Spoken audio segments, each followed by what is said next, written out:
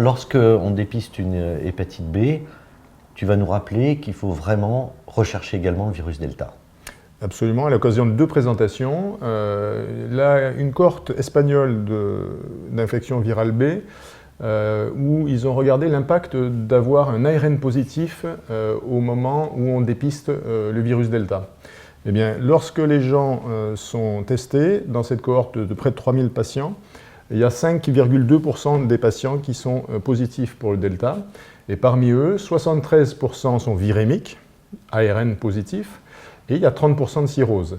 Et sur un suivi moyen de 8 ans, avec des projections au-delà, avec des modèles pronostiques, eh bien, on se rend compte que chez les patients qui ont un ARN positif au moment du diagnostic delta, eh bien, le pronostic est nettement moins bon, comme vous le voyez sur la courbe qui apparaît, avec une augmentation significative du risque de cirrhose et de décompensation.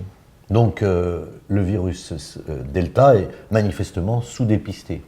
Alors que c'est l'hépatite chronique virale la plus sévère. Et alors comment tu détectes en fait? Chez qui et comment? Eh bien, autre sujet intéressant, un travail dans un hôpital universitaire américain qui a regardé tous les patients qui sont venus avec un antigène HBs positif. Eh bien, ils se sont rendus compte que seulement 27% étaient dépistés, et ce chiffre était encore moindre lorsqu'il y avait une co-infection B-HIV ou B et virus C. Donc c'est quand même, ça montre que le respect des recommandations est quand même très faible dans cette population d'hépatite B.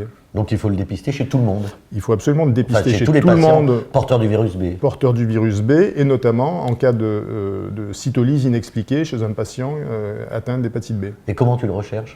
C'est très simple, comme le virus C, anticorps anti-delta pour dépister, et si l'anticorps est positif, recherche d'une virémie avec l'ARN delta dans le sang.